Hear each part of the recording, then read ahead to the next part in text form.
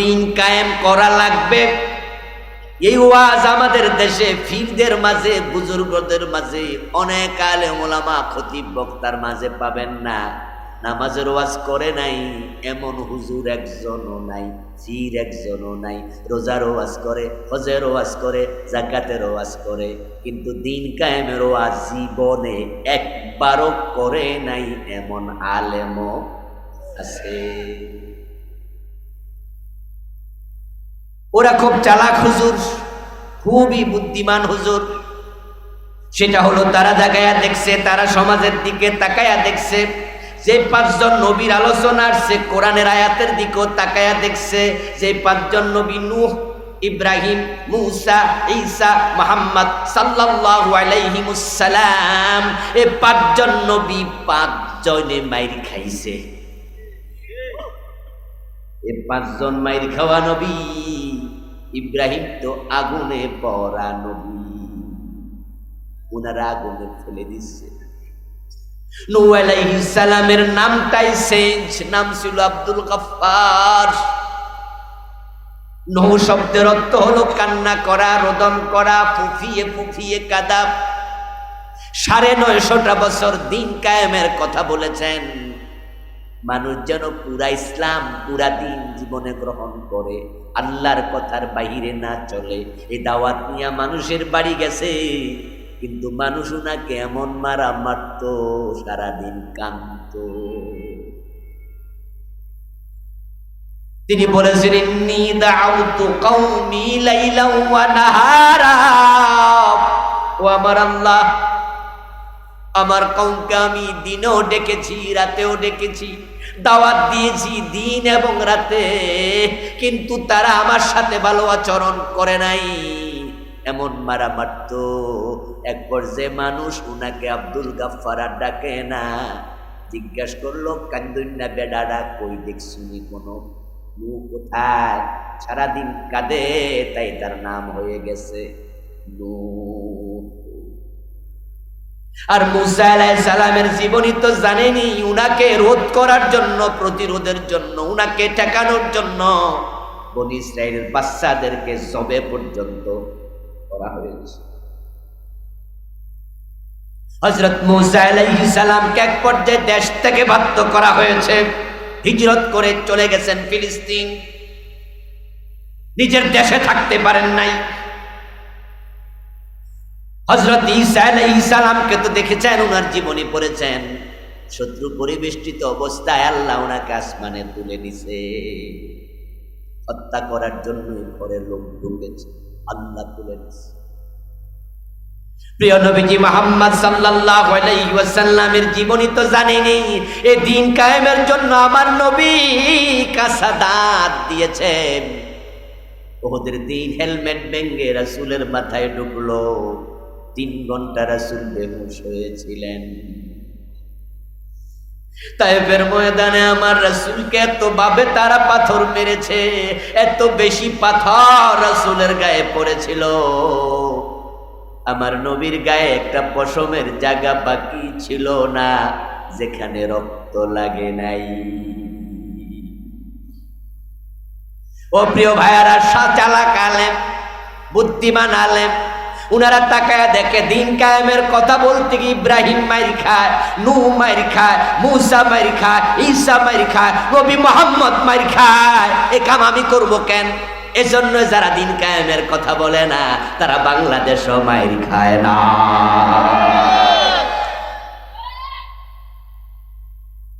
তারা তাকায় দেখছে, আল্লামা সাইদি রাহিমাহুল্লাহর জীবনের দিকে তাকাইছে, দেখেছে নিজের চোখে দিন কায়েমের কথা বলার কারণে আল্লামা সাইদি 13 বছর জেল কাটা লাগছে। আল্লামা সাইদির যে ব্যবহার, উনার যে ভাষার জাদুকরী ছন্দ, উনার যে শব্দ ঝংকার, উনার যে কণ্ঠস্বর, উনার যে আকর্ষণীয় শব্দমালা, বলার বাচন ভঙ্গি, উনি যদি শুধু নামাজ রোজার ওয়াজ করত, তাসবিহ তাহলিল জিকির পর্যন্ত সীমাবদ্ধ থাকতো, আর মুরিদ বানাইতো পীর হইয়া, জেলে যাওয়া দূরের কথা, উনার মতো মুরিদ বাংলাদেশে কোনো পীর সাহেবের হতো না। কিন্তু এই লোকটাকে তারা জেলে দিল, ধর্ষণের মামলা দিল, খুনের মামলা দিল, জ্বালাও পোড়াও মামলা দিল, উনাকে যুদ্ধাপরাধী বানালো। তো আমাদের সালাহ হুজুররা ভাবে যদি আমি নামাজ রোজার ওয়াজ করি পর্যন্ত ঠিক আছে, দিন কায়েমের কথা কইলে তো আমার পিরালি ছুটতে যাইব, আমার খানকায় মুরিদ কমে যাবে, আমার মাহফিল 144 জারি হবে। তাই বক্তা ভাবে সব ওয়াজ করবো, দিন কায়েমের ওয়াজ করবো না। যেই বক্তা দিন কায়েমের ওয়াজ করে না তার মাহফিলে কোনোদিন 144 জারি হয় না।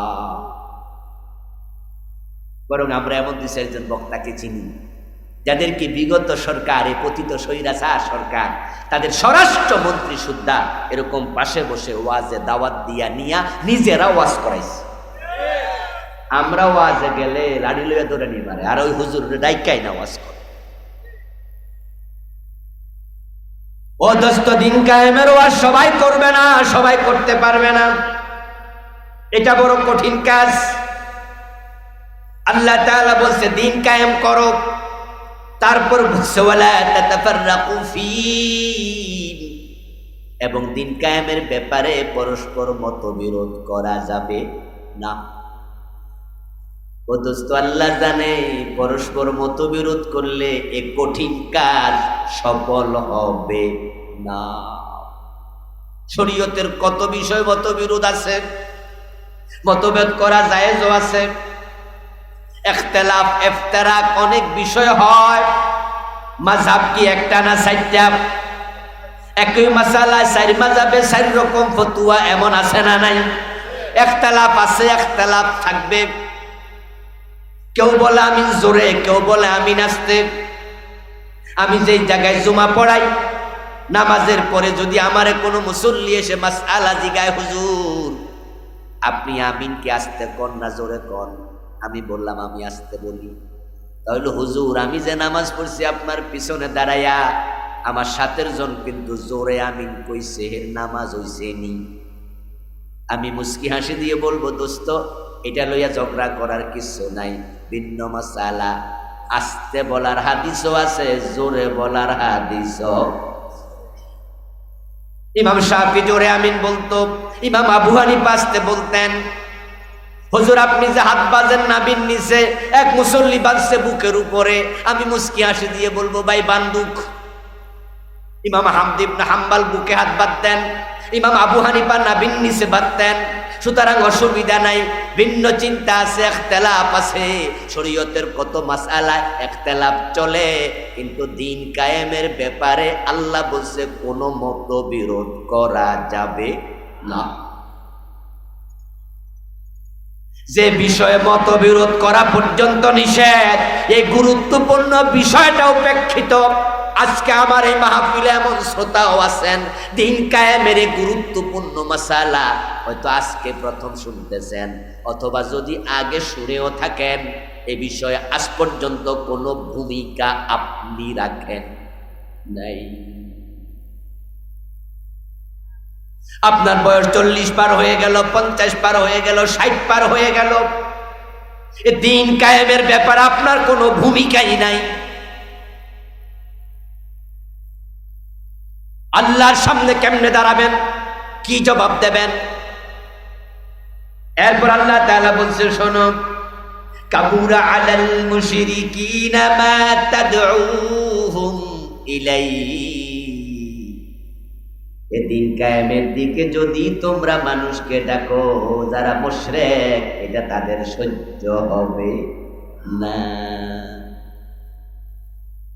এখানে একটা টেস্ট আছে, টেস্ট আপনি নিজেকে করুন। আল্লাহ তাআলা বলছে দিন কায়েমের দাওয়াত দিলে মুশরিক সহ্য করবে না। ঠিক আজকে যে আমি দিন কায়েমের ওয়াজ করতেছি, যার অন্তরে ভালো লাগে না, আপনি নিশ্চিত থাকেন আপনি মুশরিক, আপনার কলবে শিরক ঢুকে গেছে।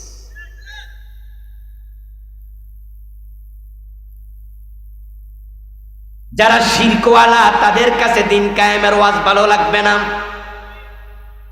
ও দোস্ত, দিন কিন্তু আমার না, দিন আপনার না, দিন কার?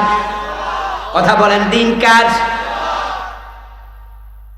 ورأيت الناس يدخلون في دين الله أفواجا সূরাটা পারেন না? কোন সূরা? সূরা আন-নাসর। ইযা জাআ নাসরুল্লাহি ওয়াল ফাতহু, যখন আল্লাহর পক্ষ থেকে সাহায্য এবং বিজয় এসে যাবে।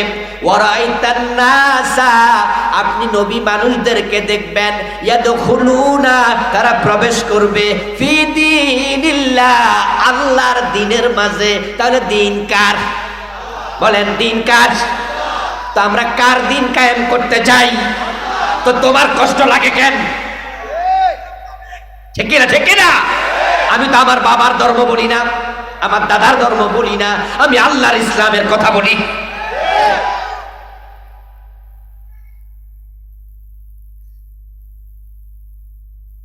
আল্লাহু ইয়াজতাবি ইলাইহি মান ইয়াশা।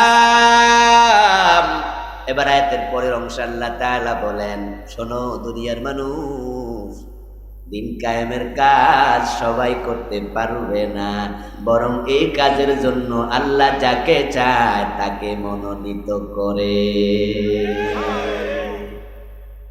খুশি হন, খুশি হন। ফাস্তাবশিরু, সুসংবাদ গ্রহণ করো মুমিন, এখানে দিন কায়েমের অসংখ্য কর্মী আছে আলহামদুলিল্লাহ, যারা দিন কায়েমের জন্য শহীদ হতে রাজি হয়ে বসে আছে। এই দেশে দিন কায়েমের জন্য আল্লাহর কিছু বান্দা জেল খাচ্ছে, চাকরি চলে গেছে। গত 15টা বছরে 10টা 20টা 30টা 50টা মামলা। আমি এমন লোক চিনি 100-র উপরে মামলা। এই লোকগুলাকে দেখলে আমি ভাবি আল্লাহু আকবার, আল্লাহু আকবার। এই জীবন্ত শহীদ, জীবন্ত মুজাহিদ, গুলি করে পাটা পঙ্গু করে দিয়েছে, এক পায়ে গুলি করে দিয়েছে, পাটা এখন নাই, কেটে ফেলেছে। আমার এলাকার ছেলে। ও দোস্ত, 50টা 60টা মামলা। আমি অবাক হই, কারো যদি বিরুদ্ধে একটা মামলা হয় তখন সে আর ঘরে ঘুমায় না, ভয়ে। ঠিক মামলা একটা হইলো, কিন্তু আমরা ডরে অস্থির হয়ে যাই, এ না জামিন নেওয়ার আগে আর ঘুমাই। ও দোস্ত, 1-2টা মামলা হলেও তো জামিন নেয়ার পরেও হাজিরা দিতে দিতে হুঁশ থাকে না। আর মামলা যদি 50টা হয়, বেটা হাজিরা দিব কেমনে?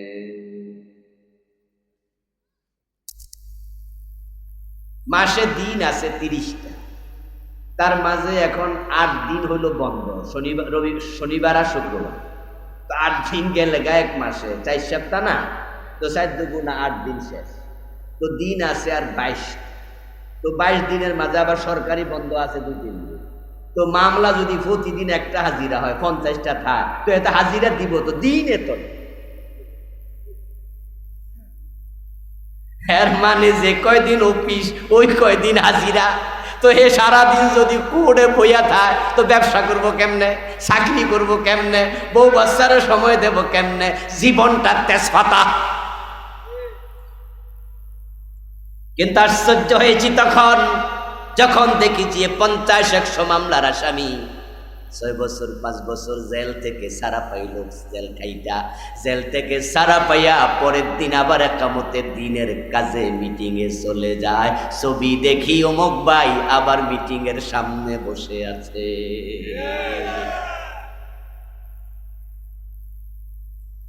ও দোস্ত, আল্লাহু ইয়াজতাবি ইলাইহি মান ইয়াশা।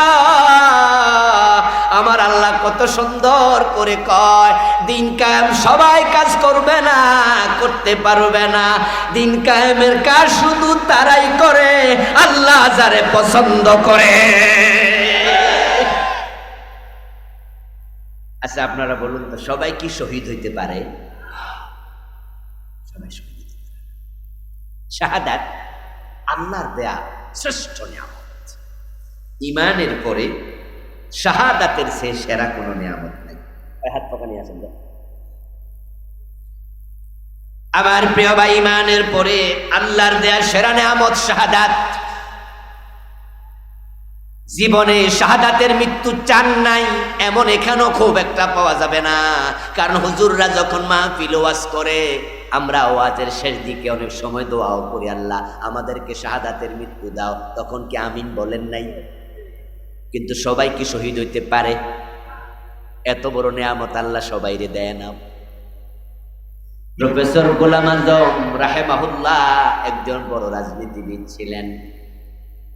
ওই প্রফেসর গোলাম আজম রাহেমাহুল্লাহর একটি আলোচনায় আমি ইউটিউবে শুনলাম। উনি আলোচনার মাঝে বলতেছেন, এক ভাই আমাকে সেখান থেকে জানাইলেন যে ওই মিটিং এ উনি ছিলেন।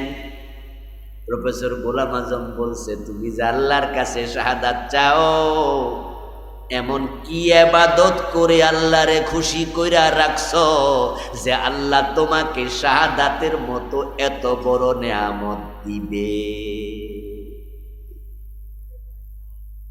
যার উপরে আল্লাহ খুশি হইতে হইতে হইতে হইতে হইতে হইতে এমন খুশি যে খুশির আর শেষ নাই, আল্লাহ শুধু তারে শাহাদাত দেয়।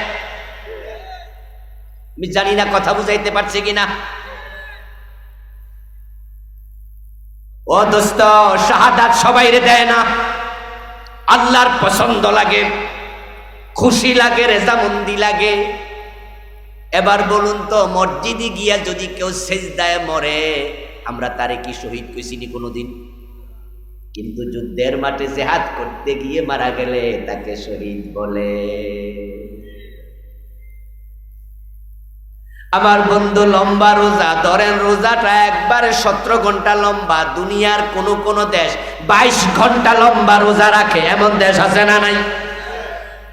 জানেন তো, জানেন তো, 18-19 ঘন্টা তো আমিও রাখছি। ও বন্ধু, সৌদি আরবে যখন যান, তখন তো বাংলাদেশের রোজা যদি 15 ঘন্টা লম্বা হয়, সেখানে গেলে 3 ঘন্টা এমনি বাইরা যায়। কয় ঘন্টা হয়? কথা বোঝেন নাই? কথা বোঝেন নাই? যে আপনি বাংলাদেশের রোজা মুখে নিলেন, ভোরবেলা খাইলেন, তো লম্বা যদি 15 ঘন্টা হয়, 17 মাসের রোজা তো 14-15 ঘন্টা হয়, তো 15 ঘন্টা হইলে সৌদি আরবে যদি পয়সা যান, তো আপনি ওই দিন তো 3 ঘন্টা পরে ইফতার করুন, 18 ঘন্টা তো আমনের। 22 ঘন্টা রোজা রাখতে যাইয়া লম্বা কোন রোজাওয়ালা ক্ষুধায় মইরা গেছে, আমরা হেরে শহীদ কমু নাকি? সেজদায় মরলে শহীদ হয়। জিকির করতে করতে হঠাৎ মরে গেছে, একজন লোক জিকির করতেছে, আমরা দেখলাম যে মাহফিলে জিকির করতেছে, হঠাৎ আজরাইল আইসা নিয়ে গেছে, আমরা কি তারে শহীদ কই? যুদ্ধের মাঠে যদি রওনা দিয়া মারা যায়, পথে মরল শহীদ বলে। আর যুদ্ধ হয় শুধু দিন কায়েমের জন্য। এই কাজ আল্লাহ যাদেরকে পছন্দ করে তাদেরকে করতে দেয়। এরপরে এবার বলতেছে, ওয়াহদি ইলাইহি মাইয়ুনিব, আল্লাহ তার এই পথে পরিচালিত করে তার ওই বান্দাকে, যেই বান্দা আল্লাহর প্রতি আনুগত্য পোষণ করে। আপনারা যারা আমার ওয়াজ আজকে শুনতেছেন, আপনারা কি আল্লাহর অনুগত হতে চান না অবাধ্য হতে চান? অনুগত হতে চাইলে দিন কায়েমের পক্ষে আসা লাগবে। এই দেশে দিন কায়েম করতে আপনারা রাজি আছেন না? নাই? কারা কারা রাজি হাত তুলে দেখান।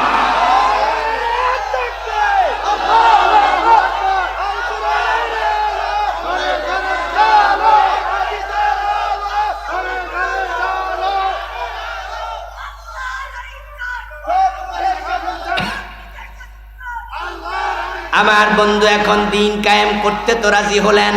প্রথমে আমরা আল্লাহর কাছে দোয়া করি, আল্লাহ আমাদের সকলকে দিন কায়েমের কর্মী হবার তৌফিক দাও, বলেন আমিন। আল্লাহ, আমরা তোমার দিন তোমার জমিনে কায়েম করতে চাই। আজকে আমরা একমত হলাম। এখন দিন কায়েম কি, কেমনে কায়েম করে?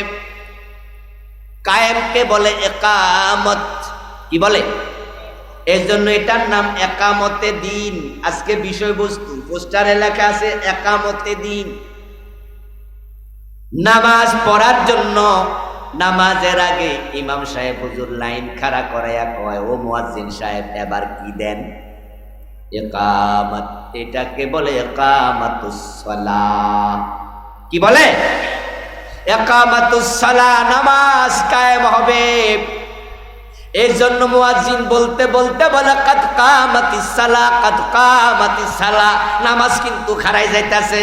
এবার আল্লাহু আকবার। নামাজ কায়েমের সিস্টেম আছে না নাই? মন মতো ভুললে হয় নাকি? তো দিন কায়েমেরও সিস্টেম। কায়েম হলো প্রতিষ্ঠিত করা। এই যে আমরা একটা সামিয়ানার নিচে বসে আছি, আজ থেকে 5 দিন আগে সামিয়ানাটা কি এভাবে প্রতিষ্ঠিত ছিল? যে মানুষগুলো এই সামিয়ানাকে প্রতিষ্ঠিত করছে, কায়েম করেছে, তারা আলাদা আলাদা অঙ্গ আনছে, বাঁশ আনছে, গাড়ি কইরা আনে। তারপর সামিয়ানার এগুলো কাপড় চোপড় আনছে, তারপরে ফেরেক আনছে, তারপরে খন্তি আনছে, তারপরে লোকজন আসছে, এসে মাটি খুঁড়ছে, বাঁশ গাড়াইছে, কোনায় হিলানি মারছে, তারপর কাপড় দিছে। আস্তে আস্তে করে করে কাজ একটার পর একটা একটা করতে করতে প্যান্ডেলটা কায়েম হয়ে গেছে। নবী মুহাম্মদ যে যুগে ছিলেন, ওই যুগের লোকেরা কাবা শরীফ তাওয়াফ করত নিজের দেহের কাপড় খুলে। তারা কাপড় পরতেও জানতো না, এত অসভ্য ছিল। তারা ল্যাংটা হাঁটতো। প্রিয় নবীজি সাল্লাল্লাহু আলাইহি ওয়াসাল্লামের বয়স 33, কোন কোন বর্ণনায় পাওয়া যায় 35। সহিহ বুখারীতে এসেছে প্রিয় নবীর নবুয়তের 7 বছর অথবা 5 বছর আগে কাবা শরীফের কাজ, পুনর্নির্মাণ কাজ উনার আত্মীয়রা সিদ্ধান্ত নিয়ে শুরু করছে। রাসূলুল্লাহ সাল্লাল্লাহু আলাইহি ওয়াসাল্লামের দাদা আব্দুল মুত্তালিব ছিলেন কাবার মুতাওয়াল্লি। উনার আত্মীয় স্বজনরাই ছিল কাবার হত্যাকর্তা, নেতা, তদারককারী। ওই আবু জাহেল, আবু লাহাবেরাই ছিল কাবার তত্ত্বাবধানকারী। সিদ্ধান্ত নিল ওয়াল ভেঙে গেছে, নতুন করে বানাতে হবে, তাই আসো আমরা সবাই মিলে বসি। সিদ্ধান্ত মোতাবেক তারা পাথর এবং ইট সংগ্রহ শুরু করলো। তখন রাসূলুল্লাহ নিজেও সেই পাথর কান্দে কইরা কইরা কাবার সামনে আনতেছে। সাথে আছে রাসূলের আপন চাচা আব্বাস রাদিয়াল্লাহু তাআলা আনহু, বয়সে প্রিয় নবীর চেয়ে 2 বছরের বড়। প্রিয় নবীজির আপন চাচা আব্বাস কান্দের মাঝে পাথর নেন, সাথে ভাতিজা মুহাম্মদ ইবনে আব্দুল্লাহ কাঁধে পাথর নেন। সুন্দর মানুষ প্রিয় নবীজি সাল্লাল্লাহু আলাইহি ওয়াসাল্লামের কাঁধে দাগ পড়ে গেছে, পাথরের চাপে লাল হয়ে গেছে। তো চাচা বলতেছে, ভাতিজা আমি যেরকম লুঙ্গি খুললা কান্দে নিছি, তারপরে লুঙ্গির উপরে পাথর রাখছি, তুমিও তোমার লুঙ্গি খুললা কান্দে লও, তাহলে দাগ লাগবে না। তাহলে আব্বাস কি লুঙ্গিওয়ালা ছিল না ল্যাংটা? বলার পরে কি আর খায়নি, তো কান্দে লইছি তুমিও লও।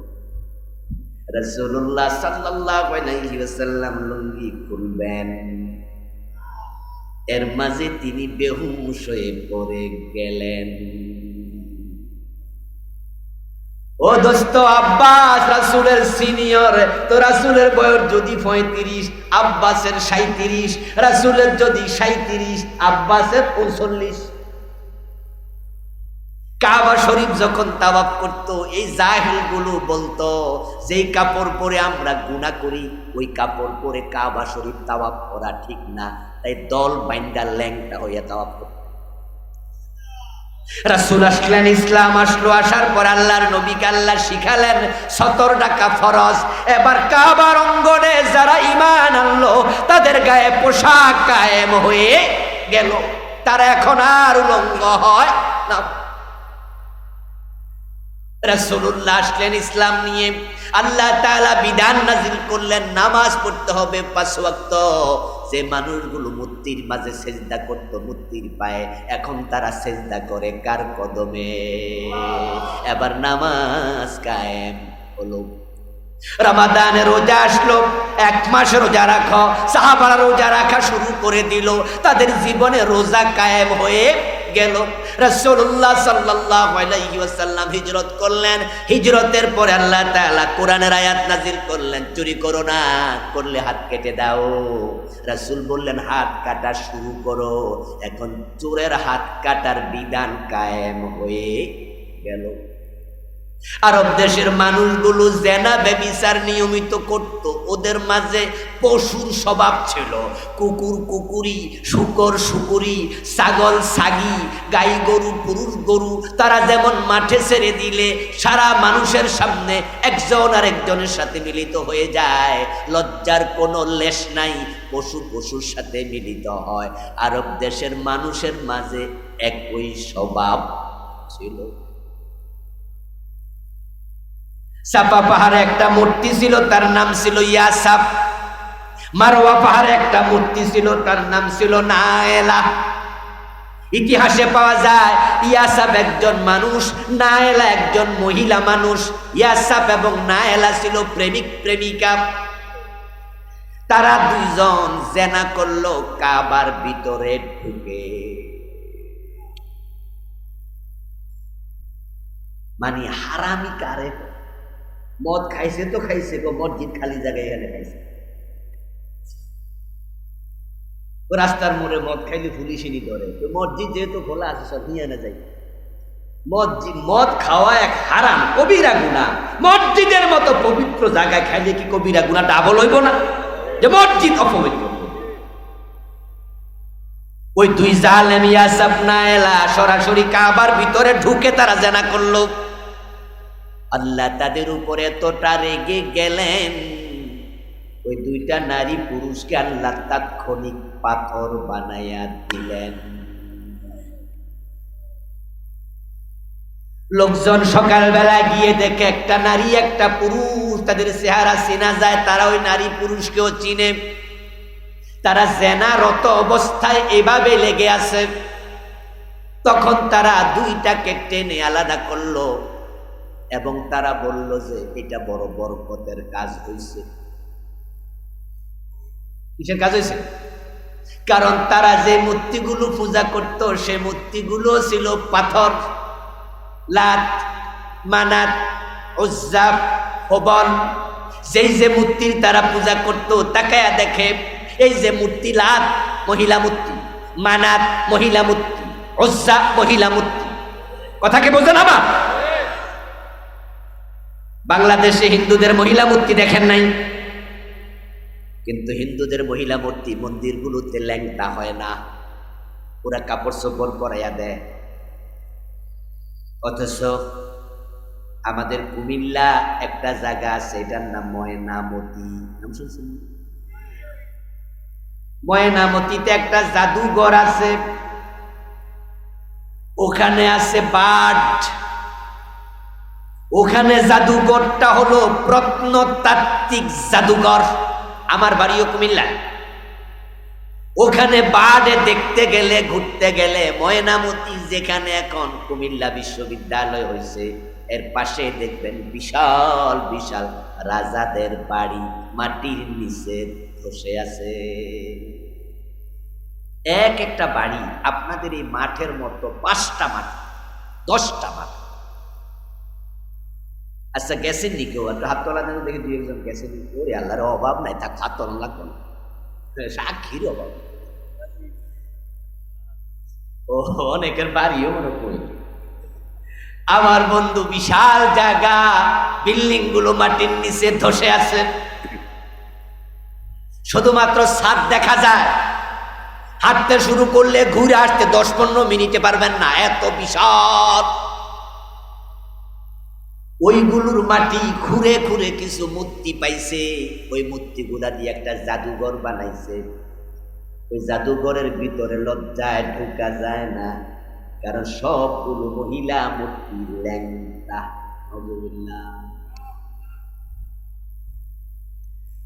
বুঝায় যায় যেই রাজারা সেখানে বসবাস করত তারা মূর্তি পূজক ছিল এবং তাদের ঘরের মাঝে মূর্তিগুলো তারা পূজা করত। ইয়াসাফ এবং নায়েলার যে 2টা মূর্তি আল্লাহর ঘরের ভিতরে জেনা করার কারণে আল্লাহ পাথর বানাইয়া দিছে। দুইটারে যখন আলাদা করছে, আলাদা করার পরে দেখেন নায়েলার যে শরীরের ডিজাইন লাত এবং মানাতের একই ডিজাইন, তখন তারা খুশি হইয়া কয় তাহলে এটাও একটা বরকত। আরে এমনি কি আর জাহিলিয়াত কয়, আইয়ামে জাহিলিয়া কি এমনি ফাও ফাও কয় মানুষ? এবার তারা কি করলো, ইয়াসাবকে সাফা পাহাড়ে খুঁড়া গাড়াইয়া দাঁড় করাইলো, নায়েলাকে মারোয়া পাহাড়ে খুঁটা গাড়াইয়া দাঁড় করাইলো। হজের মৌসুম যখন আসতো তখন হাজী সাহেবেরা ইয়াসাব এবং নায়েলা দুই মূর্তির মাঝে তাওয়াফ করত। কহে রাখতে বরকত নেই। আরে ভাই আপনি আশ্চর্য হবেন, আশ্চর্য হওয়ার কিছু নাই। বাংলাদেশেও ল্যাংটা পীরের মাজার আছে না নাই? ল্যাংটা পীরের মুরিদ আছে না? তো ল্যাংটা দেখে যদি হের কাছে বরকত নিতে পারেন আধুনিক যুগে, হেরা তো জাহিলিয়াত। এবং যে পীর সাহেবের কাপড় সফরে নাই, পাবলিক কয় যে আমাদের সাইদি সাহেব খুব সুন্দর মজা করে কইতেন যে কয় হ্যাঁ ল্যাংটা হইলে কি হয়েছে, বেডারও অনেক কিছু আছে। তো সাইদি হুজুর কইতো কি যে আছে দেখাই এটা। অদস্ত আমার আধুনিক বাংলাদেশে যদি ল্যাংটা পীরের মাজার থাকতে পারে, ল্যাংটা পীরেরও মুরিদ থাকতে পারে, তাহলে জাহিলিয়াতের যুগের লোকেরা ল্যাংটা থাকতো, আশ্চর্য হওয়ার কিছু। আমার দোস্ত আমার রাসূল আসলেন, আসার পর বললেন যে না কাবা এখন কাপড় পরে তাওয়াফ করো। যেই জেনাবে বিচার তারা নরমালি করত, আমার রাসূলুল্লাহ বলে দিলেন আল্লাহ আইন দিয়েছে যদি অবিবাহিত নারী পুরুষ জেনা করে এখন থেকে 100 বেত লাগাতেই। আয-যানিয়াতু ওয়াজ-যানি ফাজলিদু কুল্লা ওয়াহিদিন মিনহুমা 100 জালদা ওয়ালা তাখুযকুম বিহিমা রাফাতুন ফি দীনিল্লাহ। 100 বেত লাগাও, জেনাকারী পুরুষ জেনাকারিনী নারী তাদের প্রতি কোনো দয়া দেখায়ও না। আর যদি তারা বিবাহিত হয় পাথর মেরে হত্যা করো, নাউযুবিল্লাহ। তাহলে এই আইনটা কায়েম হয়ে গেল। রাসূলুল্লাহ বললেন মদ পান করলে 80 বেত লাগাতে হবে, এই আইন কায়েম হয়ে গেল। এই বাবা আমার রাসূল মদিনায় যাওয়ার পরে এই আল্লাহর কোরআনে যত বিধান আছে একটাও কায়েমের বাকি রাখেন নাই, সব কায়েম হয়ে গেল। এবার বিদায় হজ। হজের মাঠে নবী মুহাম্মদ উপস্থিত, তিনি ভাষণ দেবেন। কোন কোন বর্ণনা পাওয়া যায় ভাষণ দিচ্ছিলেন, এর মাঝে জিবরিল আমিন এসে গেলেন, এসে নাজিল করে দিলেন আল-ইয়াউমা আকমালতু লাকুম দীনাকুম। সুবহানাল্লাহ পড়েন। ওয়া আতামামতু আলাইকুম নি'মাতি ওয়া রাদিতু লাকুমুল ইসলাম দীনা। যেদিন কায়েম করার দায়িত্ব দিয়া নবী মুহাম্মদ তোমারে পাঠাইছি, আল-ইয়াউমা আকমালতু লাকুম দীনাকুম, ও মুসলমানেরা আজকে সেই দিন আমি আল্লাহ পরিপূর্ণ করে দিয়েছি।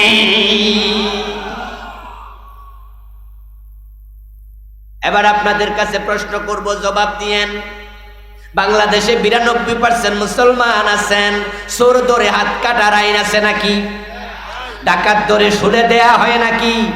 জেনা করলে 100 বেত লাগানো হয়, বিবাহিত কেস পাথর মারা হয়, মদ পান করলে 80 বেত দেয়া হয়, আজান হলে দোকান বন্ধ হয়।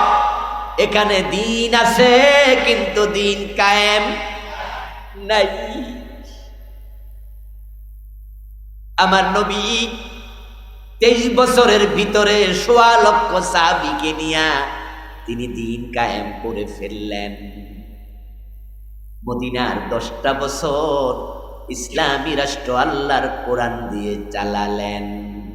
তারপর আবু বকর, ওমর, ওসমান, আলী রাদিয়াল্লাহু তাআলা আনহুম তারা 30 বছর আল্লাহর কোরআন দিয়ে ইসলামী রাষ্ট্র চালালেন। হযরত ওমরের সময় ইসলামী রাষ্ট্রের সীমানা ছিল অর্ধ পৃথিবী। কবি নজরুল চমৎকার ভাবে বলেছেন, অরুদ পৃথিবী করেছ শাসন, ধুলার তথ্যে বসে, খেজুর পাতার প্রাসাদ তোমার বারে বারে গেছে খসে। আমার রাসূল যদি 23 বছরের ব্যবধানে ১৬ লক্ষ সাহাবীকে নিয়ে ইসলামের প্রতিটা বিধান কায়েম করতে পারে, ৫৩ বছরের বাংলাদেশে ১৬ কোটি মুসলমান থাকতে আল্লাহর আইন দিয়া বাংলাদেশ একদিনও চলে নাই। এই মুসলমানগুলো সফল না ব্যর্থ? এই ব্যর্থতার দায় নিয়ে আল্লাহর সামনে খাড়াইবেন কেমনে?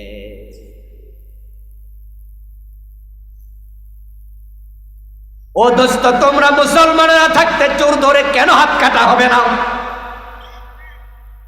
আমার নবী তো বলেছেন, আমার মেয়ে ফাতেমা চুরি করলে তাকেও রেহাই দেয়া হবে না, আমি ফাতেমার হাত কেটে ফেলবো। কিন্তু বাংলাদেশে কেন চোর হাত কাটা হবে না? ৫৩ বছর কেন কাটো নাই? দেশ স্বাধীন হলো 71-এ, মূলত ইংরেজদের থেকে স্বাধীন হয়েছিল 47-এ। 47-এ যখন ভারত উপমহাদেশ বিভক্ত হয়, তখন কিন্তু বাংলাদেশ নামক পাকিস্তান যে দেশটা ছিল, এটা ইসলামের নামেই আলাদা হয়েছে। হিন্দুরা আলাদা করেছে হিন্দুস্তান, মুসলমানরা আলাদা করেছে পাকিস্তান। পাকিস্তানটা মুসলমানের, হিন্দুস্তান হিন্দুর। অথচ 47-এর সেই জিন্নারা, সেই ইয়াহিয়ারা, ভুট্টুরা, তারা মুসলমানের নামে দেশ আলাদা করেছে, কিন্তু কোরআনের আইন কায়েম করে নাই। এটা নেতৃত্বের বড় ব্যর্থতা। তারপর 47 থেকে 1971 পর্যন্ত গেল। 71-এ দেশটা আবার স্বাধীন হয়ে বাংলাদেশ হলো। 72-তে সংবিধান লেখা হলো। কমিটির প্রধান হলো ডক্টর কামাল হোসেন। সে যখন সংবিধান লেখে, চোর ধরে হাত কাটার আইন ঢোকানোর সুযোগ ছিল কিনা? কথা বলে না কেন? ছিল কিনা? ঢুকাইল না। 72-তে সংবিধান লেখার পর এই সংবিধানটাই পর্যন্ত পরিবর্তন হয়েছে 17 বার। কতবার? আচ্ছা, 17 বার যারা সংবিধান পরিবর্তন করছে, তারা কি চোর ধরে হাত কাটার আইন ঢুকাতে পারত না? কিন্তু তারাও ঢুকাইল না। কারণ খুঁজলে যেটা পাওয়া যায় সেটা হলো, তারা বুঝেছে তারা এমন নেতা, যদি চোর ধরে হাত কাটার আইন করে, অনেক নেতার নিজের হাত থাকবে না।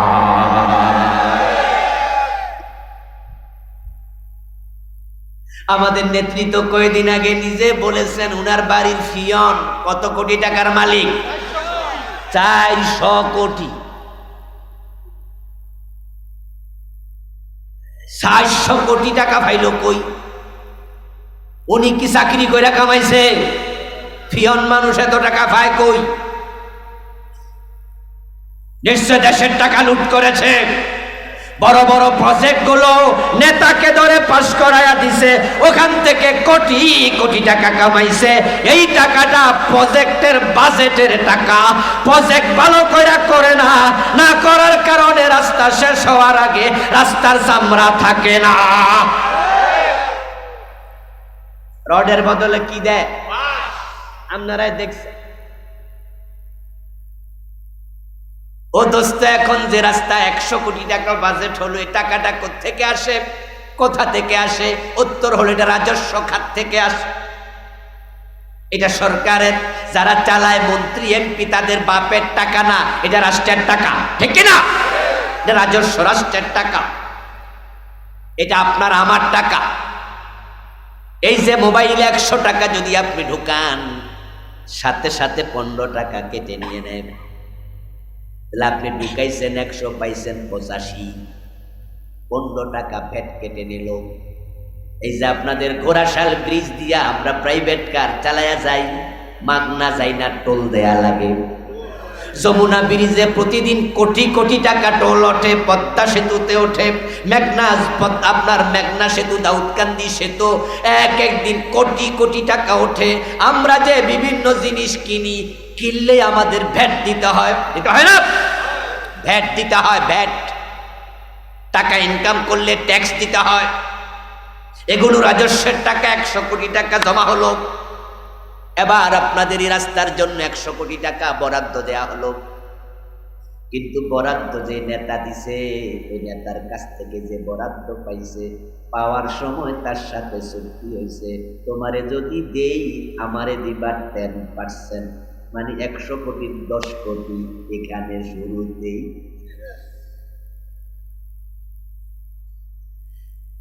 এখন যেই নেতা বাজেট দিছে 10 কোটি খাইয়া লাইছে, সে তো জানে এটা হালাল না হারাম।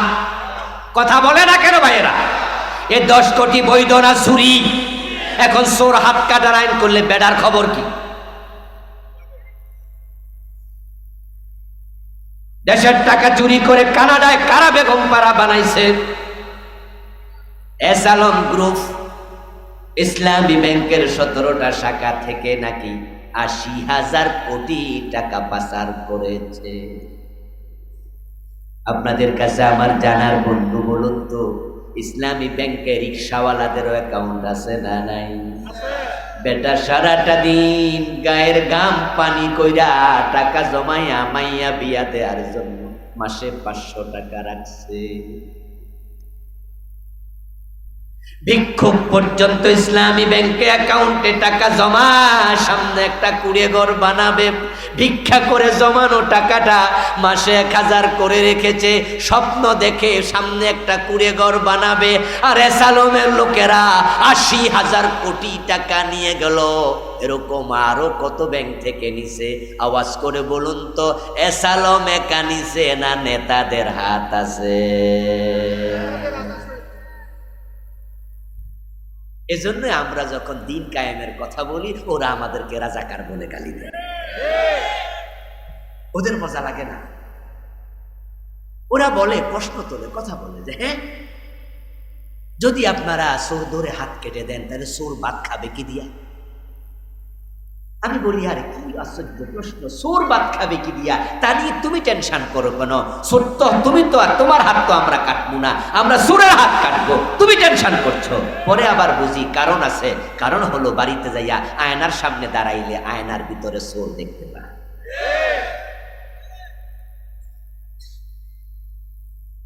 এই দেশটাকে তারা সোনার বাংলা বানাতে পারত, কিন্তু তারা বানাইছে তলাবিহীন জুরির বাংলা। এখন ইসলামী ব্যাংক, আপনার বিভিন্ন ব্যাংকে, সরকারি শিডিউল ব্যাংকে আপনি যাবেন, 10 লাখ টাকা একসাথে দিতে পারেন। অনেক ব্যাংক রিফিউজ করেছে, আমাকেও করেছে। আমার বন্ধু বলতেছে এত টাকা একসাথে পারবো না হুজুর, কালকে আইসেন। সরকারি ব্যাংক বলে কি রে? বলে টাকা নাই। মালয়েশিয়া আমাদের থেকে মাত্র 10-12 বছর আগে স্বাধীন হয়েছে। সে মালয়েশিয়া কোথায় পৌঁছলো? আমি 2007-08 দিকে মালয়েশিয়া গিয়েছিলাম, আপনারা অনেকে গেছেন। ওখানে যাই আমার শখ হলো 50 তলা বিল্ডিং দেখি, কয়টা গুনতে পারিনি। দেখি ডাইনে বামে অভাব নাই, কয়টা গণ্য। টুইন টাওয়ারের পাশে দাঁড়ালাম, একটু ছাদটা দেখি কত উঁচু, টুপি মাথা থেকে খুলে হাতে নিয়ে তুলছি, না হয়তো টুপি পইরা যাইব এত উঁচু। কিন্তু আমার বাংলাতে 50 তলা বিল্ডিং একটাও নাই। অথচ মালয়েশিয়াতে কোনো খনিজ পদার্থ নাই, আমাদের মতোই তারা সামান্য খনিজ পদার্থের মালিক। তারা আগাইতে পারল। কবি রবীন্দ্রনাথ ঠাকুর বলেছে, আমার সোনার বাংলা। কেন বলেছে জানি না, হ্যাঁ সত্যি এটা সোনার বাংলা। তিনি তো বিলেতে লেখাপড়া করেছেন, তাই কম্পেয়ার করে দেখেছে যে বিলেতে লেখাপড়া করছি ইউকেতে থাইকা, সেখানে বছরের মাঝে 5 মাস থাকে বরফে ঢাকা, ফল হয় না, ফসল হয় না। কিন্তু সেই ইউকের আবহাওয়ার তুলনা আমার দেশের আবহাওয়া সোনার আবহাওয়া। আমেরিকা পৃথিবীর সেরা দেশ, আমিও সেই দেশে 3বার 3 সময় আলাদা সময় গিয়েছি। এই অগাস্টের 5 তারিখ আমি আমেরিকা গিয়েছি, 22 দিন ছিল। যখন দেশ স্বাধীন হয়, এসে স্বাধীনতার স্বাদ ভোগ করেছি। প্রোগ্রাম ছিল। 2021-এ গেলাম, শীতকাল ছিল, নভেম্বর মাস। গিয়ে দেখি এমন আবহাওয়া, ইন্না লিল্লাহ, থাকার মতো না। 10 ডেজের সফর ছিল, মাত্র 10 দিন। 3-4 দিন পরে আমার এত সর্দি, নাক টান দিলে রক্ত বের হয়। ভাইদেরকে বললাম যে থাকেন কেমনে এত শীত? আমার এক হুজুর, শীত তো আসেই নেই। বলো মাত্র তো নভেম্বর, শীত তো দেখবেন আপনার ডিসেম্বরের 15-20 তারিখ থেকে শুরু হবে, তখন বরফ পড়বে 2.5 থেকে 3 ফিট, রাস্তা থেকে যাবে। শীত কারে কয় থাকলে দেখবেন, আমি কই আল্লাহ যেন না দেখায়। উড়াল দিয়া চলে আসবো মনে হয়েছে, থাকতে পারি না। 3 থেকে 4 মাস 5 মাস বরফে ঢাকা। আমারে বলো হুজুর এই গাছের একটাও পাতা থাকবে না, সব পাতা ঝরে যাবে, ফল হয় না, ফসল হয় না। তারপরও 3 মাস 5 মাস বরফে ঢাকা দেশ আমেরিকা আগাতে পারে। আর সোনার বাংলা এমন এক দেশ 12 মাসে কোনো না কোনো ফসল ফলে। আরে আবহাওয়া কি চমৎকার, আবহাওয়া কি চমৎকার পরিবেশ। আম খাইয়া আমের আটিটা ফেলে দিয়ে রাস্তার পাশে চলে যাবেন, 3 মাস পরে দেখবেন নিজে নিজে গাছ উঠে যায়। 2 বছর পরে নিজে নিজে আম ধরে। সৌদি আরবে যারা গেছেন, দুবাই কাতার গেছেন, আপনারা সেখানে গেলে দেখবেন যে যত গাছ আছে গাছতলায় 5 লাইন আছে, সকালেও পানি দেয়, বিকালেও পানি দেয়, না হয় গাছ বাঁচবে না। আর আমার দেশে কত বড় বড় বট গাছ, তাল গাছ, আম গাছ, কোনো পরিচর্যা লাগে না। লাউ যদি পচে যায় আমরা ফেলে দেই, কাকে আইসে খায়, ওই লাউয়ের গোটা পায়খানা করে, আবার পায়খানার ভিতর থেকে লাউ গাছ হইয়া লাউ ধরে। This is Bangladesh. কোন কবি বলছিল, এমন দেশটি কোথাও খুঁজে পাবে না কো তুমি, সকল দেশের রানী সেজে আমার জন্য। আসলে এই দেশ থেকে বিদেশ না গেলে কম্পেয়ার করতে পারবেন না। কিন্তু এই চমৎকার সোনার দেশটাকে কারা ভিক্ষুকের দেশ বানাইলো? এই চোরগুলা, চোরগুলা, চোর বাটপারগুলা। বঙ্গবন্ধু শেখ মুজিবুর রহমান তিনি স্বপ্ন দেখেছিলেন সোনার বাংলা বানাবেন, কিন্তু 1.5 থেকে 2 বছর পরে স্বপ্ন ভেঙে গেল। তিনি আফসোস করে বলেছিলেন, মানুষ পায় স্বর্ণের খনি, আমি পাইছি চোরের খনি। বলেছিলেন আমার ডানে চোর, বামে চোর, সামনে চোর, পিছনে চোর। আমি বলি দোস্ত, তখন তো বাংলাদেশের রাজনৈতিক দল ছিল না, তাহলে চোরগুলো কারা? কারা তারা? ওই চোরগুলো আর চোর নাই, এক একটা এখন ডাকাত হয়ে গেছে। ওদেরকে থামাতে হলে দিন কায়েম করো, হাত কাটা শুরু করো, সোনার বাংলা হতে এক যোগও লাগবে না।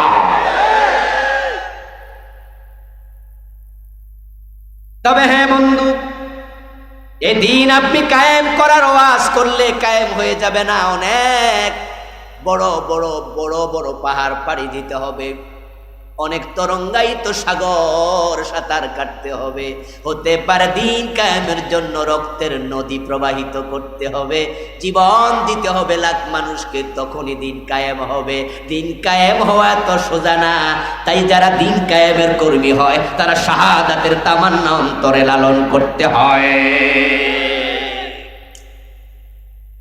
আপনি দিন কায়েম করতে আগাবেন, যত কুফরি শক্তি সব আপনার বিরুদ্ধে লেগে যাবে। দেখেন না ইন্ডিয়া কিভাবে আমাদের আক্রমণের পরিবেশ তৈরি করতে চায়। উনি বাংলাদেশে থাকতে আলেম ওলামারে জ্বালাইছে, এখন ইন্ডিয়া যাইয়া হেডারে দিয়ে জ্বালাইতেছে। কলকাতার ওই এলাকার যিনি মুখ্যমন্ত্রী মমতা বন্দ্যোপাধ্যায়, মমতা ব্যানার্জি, উনি বলতেছে বাংলাদেশের হিন্দুদেরকে রক্ষা করার জন্য জাতিসংঘের সৈন্য বাংলাদেশে মোতায়েন করতে। আচ্ছা, এই দেশের হিন্দুরা কি বিপদে পড়ছে? ওরা লোকে মারামারি আছে আমাদের। কত বড় ফাঁসি! সে জাতিসংঘকে আহ্বান করছে, তার আহ্বানে সাড়া দিয়া ওদের কেন্দ্রীয় সরকারও বলতেছে হ্যাঁ বাংলাদেশে জাতিসংঘের সৈন্য পাঠান। এর মানে কি জানেন? এর মানে হলো তারা টেস্ট করতে চায়, দেখি বাংলাদেশি লোকেরা কি কয়, প্রতিবাদ করে কিনা, কথা বলে কিনা। তারা চাচ্ছে 7 দিন 10 দিন পরে এই কথাগুলো বলতে বলতে এক পর্যায়ে জাতিসংঘ যখন সৈন্য পাঠাবে না, তখন বলবে ইন্ডিয়ার সৈন্য আমরাই পাঠালাম।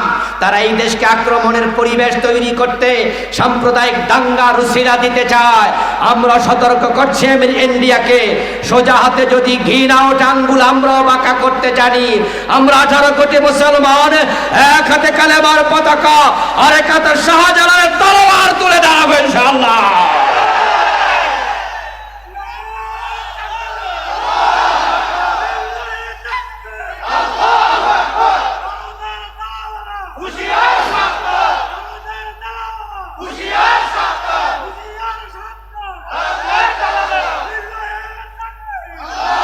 আমার ভাইয়ের আপনারা কি ভয় পান? ইন্ডিয়া যদি আক্রমণ করে তাহলে প্রতিরোধ গড়ে তুলবেন কিনা? ইনশাআল্লাহ আমরা শাহাদাত খুঁজে বেড়াই। আমরা গজওয়াতুল হিন্দের অপেক্ষা করছি।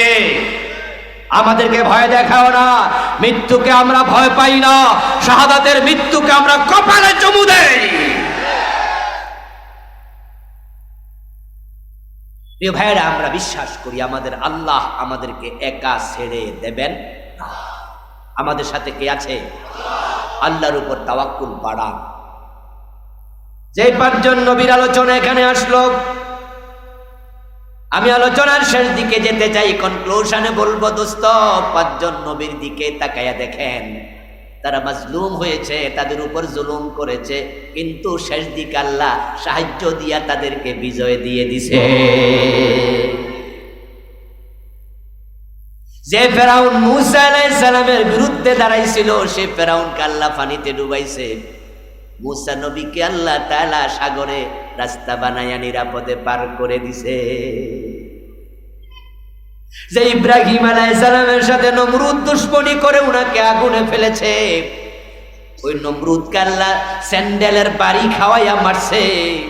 আর নবী ইব্রাহিমকে আল্লাহ আগুনের কলজার ভিতরে, আগুনের পেটের ভিতরে 40 দিন এয়ার কন্ডিশন বানায়া হেফাজত করেছে। যে নবী মুহাম্মদ সাল্লাল্লাহু আলাইহি সাল্লামের সাথে আবু জাহেল দুশমনি করেছে, রাসূলকে মক্কায় থাকতে দেয় নাই, হিজরত করতে বাধ্য করেছে, তারপর বদরে এসে আক্রমণ করেছে। আমরা দেখলাম সে আবু জাহেলকে বদরের প্রান্তরে ছোট্ট দুইটা বাচ্চা দিয়া, মাআজ মুআব্বাজ রাদিয়াল্লাহু তাআলা আনহুমা, তাদের হাতে আবু জাহেলকে আল্লাহ জাহান্নামে পাঠাইয়া দিছে। নবী মুহাম্মদকে মক্কা সহ 8ম হিজরিতে আল্লাহ পুরা আরব উনার হাতে তুলে দিয়েছে। এবার চিৎকার দিয়ে বলুন তো, সে আল্লাহ এখনো আছে না নাই? সে আল্লাহ আছে না নাই? আল্লাহর সাহায্য বাংলাদেশও আসবে ইনশাআল্লাহ। তবে আল্লাহর সাহায্য আসার একটি মূলনীতি আছে। হতাশ হয়ে যাবেন না যে আসে না কেন, আসে না কেন, আসে না কেন। আল্লাহর সাহায্যের মূলনীতি হলো, আল্লাহর সাহায্য তখনই শুরু হয় মানুষের চেষ্টা যখন শেষ। নবী মূসা সাগর পর্যন্ত যাওয়ার পরে আল্লাহ রাস্তা বানাইছে, আর আগ থেকে রাস্তা বানাইয়া রাখে নাই, ঠিক না? উনিও তো সাগরের তীরে গেলেন, গিয়ে দেখতে পেলেন সাগরের পানি থই থই করছে, বড় বড় ঢেউ। উনার উম্মতেরা বরং বলেছিল, ইন্না লামুদরাকুন, আমরা বুঝি ধরা খাইয়াই গেলাম। নবী মূসা বলছে, না না, সামনে সাগর তা ঠিক, পিছনে ফেরাউন আসতেছে সৈন্য লইয়া তাও ঠিক, ধরতে পারলে শুলে চড়াবে তাও ঠিক, তবে টেনশন করো না, ইন্না মাইয়া রব্বি সাইয়াহদিন, আমার সাথে আমার আল্লাহ আছে, তিনি একটা রাস্তা বাতলাইয়া দেবেই। নবী মূসার সাথে আল্লাহ আছে, আমাদের সাথে আল্লাহ আছে না নাই? চিৎকার দিয়ে বলেন না, আছে না নাই? মুমিনের বন্ধু কে? আমাদের সাথে আছে, আমাদের একা একা ছেড়ে দেবেন না। দেবেন যে, একা ছেড়ে যে দেবেন না, তার প্রমাণ তো 5 তারিখে আমরা পাইছি। আমরা ভেবেছিলাম জানি না কবে সাহায্য আসে। আমি তো ফিলিস্তিনের দিকে তাকায়া মাঝে মাঝে হতাশ হতাম। হাইরে, দ্বিতীয় বিশ্বযুদ্ধের পরে এসে 42-43-এর পর থেকে 45-এর পর থেকে আজকের এই দিন পর্যন্ত ফিলিস্তিনের মুসলমান রক্ত দিতেছে। জানি না বাংলাদেশে আমরা কতদিন রক্ত দিতে হয়। আমি তো ইখওয়ানুল মুসলিমের দিকে তাকায়া হতাশ হতাম। মিশরের ইখওয়ান সেই জামাল নাসেরের যুগে রক্ত দিছে, হোসনি মুবারকের যুগে রক্ত দিছে, সিসির যুগে রক্ত দিচ্ছে। কত বছর হয়ে গেল, 10 শতাব্দী পার হয়ে গেল, রক্ত শুকায় না। আমাদের কি হবে জানি না। আমি কাশ্মীরের দিকে তাকায় মাঝে মাঝে হতাশ হতাম। সে দেশ বিভাগের পরে 47 সন থেকে আজকে 2024 পর্যন্ত কাশ্মীরের মুসলমান রক্ত দিচ্ছে। আমাদের জানি কতদিন লেয়া লাগে, কিন্তু দেখলাম না না না, বাংলাদেশের প্রতি আল্লাহর আলাদা নজর আছে।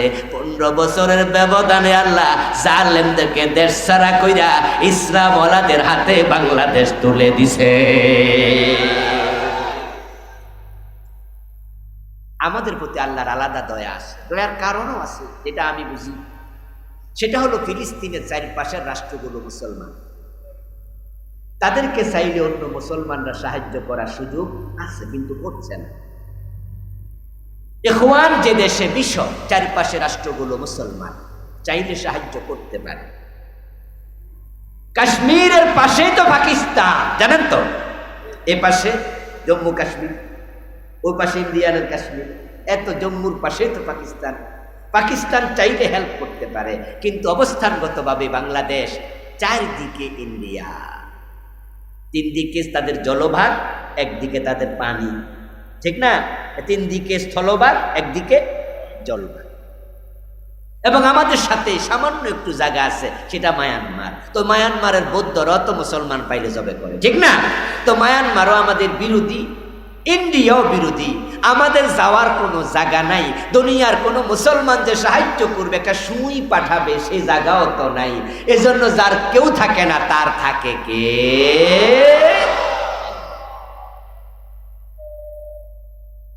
ভয় পাবেন না মোটেও, ভয় পাওয়ার কোনো কারণ নাই। মানুষের চেষ্টা যেখানে শেষ হবে, আল্লাহর সাহায্য সেখান থেকে শুরু হবে। নবী ইব্রাহিমের জন্য আগুন আল্লাহ আগে ফুলবাগান বানান নাই। যখন ইব্রাহিমকে আগুনে ফেলে দিয়েছে, আগুনে পড়ার পূর্বক্ষণে আল্লাহ আগুনকে ডাক দিয়ে বলছে, কুল্লা ইয়া নারু কুনি বারদান ওয়া সালামান আলা ইব্রাহিম। নবী ইউসুফ আলাইহিস সালামের জন্য জুলাইখা যখন ঘরের দরজা লাগায়া কাপড় খোলা শুরু করেছে, নবী ইউসুফ দৌড়াতে শুরু করলেন।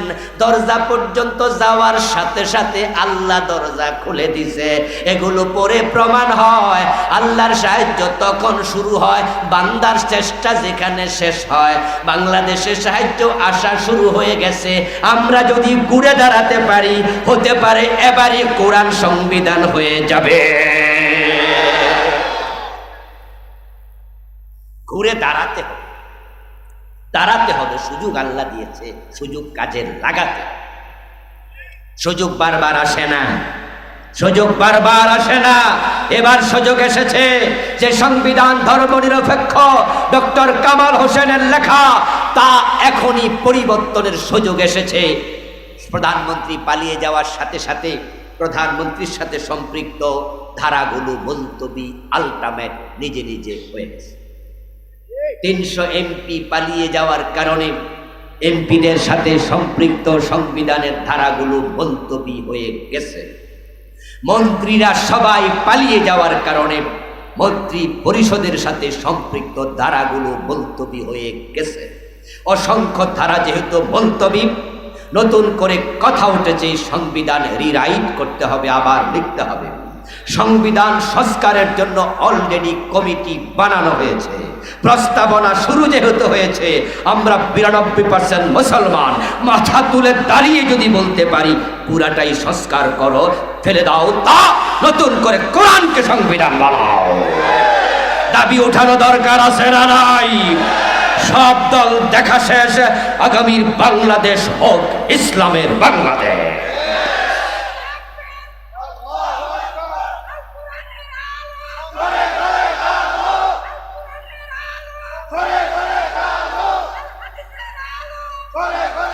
আমার প্রিয় ভাইয়ের, আসুন আমরা দিন বলতে বুঝি ইসলাম। শুধু নামাজের নাম ইসলাম, শুধু রোজার নাম ইসলাম, শুধু হজ জাকাতের নাম ইসলাম, শুধু জিকির আজকারের নাম ইসলাম। ইসলাম তো জীবন ব্যবস্থা। সব কিছু ইসলামের আলোকে হবে, জীবনের বটম থেকে টপ, পাকঘর থেকে সংসদ ভবন, ব্যক্তি জীবন থেকে আন্তর্জাতিক বলয়। আমরা থাকবো যেখানে, ইসলাম থাকবে সেখানে। আমরা বাংলার এই আকাশ এবং বাতাসটাকে আল্লাহর হাতে সুপর্দ করতে চাই, কোরআন দিয়ে রাষ্ট্র চালাতে চাই। কোরআন সংসদে ঢুকবে যখন, দিন কায়েম হবে তখন। প্রিয় নবীজি সংসদ ভবনে কোরআন ঢুকিয়েছেন, মদিনার সংসদে কোরআন চলেছে। আমরাও চাই বাংলাদেশের সংসদ কোরআন দিয়ে চলুক। ইসলামের পক্ষে আইন তৈরি হোক, আজানের সাথে দোকান বন্ধ হোক, চুরি ডাকাতি রাহাজানি চিন্তায় খুন ধর্ষণ অপহরণ কিচ্ছু থাকবে না, মানুষ ঘরের দরজা খুলে ঘুমাবে। ওমর ফারুক গাছতলায় ঘুমাতেন, কোনো বডিগার্ডের প্রয়োজন ছিল না, অথচ তিনি অর্ধ পৃথিবীর শাসক। এমন একটি সুখী সমৃদ্ধ বাংলাদেশ গঠন করতে আল্লাহ তাআলা দ্বীন কায়েমের কর্মী হয়ে কাজ করার তৌফিক আমাদের সকলকে দান করুন। আবারও বলি আমিন। হাযা মা ইনদি ওয়াল ইলমু ইনদাল্লাহ আলাইহি তাওয়াক্কালতু ওয়া ইলাইহি উনীব। আমরা সংক্ষেপে দোয়া করে বিদায় নেব। আগামীকাল মুহতারাম মাওলানা তারিক মুনাওয়ার হাফেজাহুল্লাহ আসবেন। পরের দিন প্রিয় ভাই আমির হামজা আসবেন।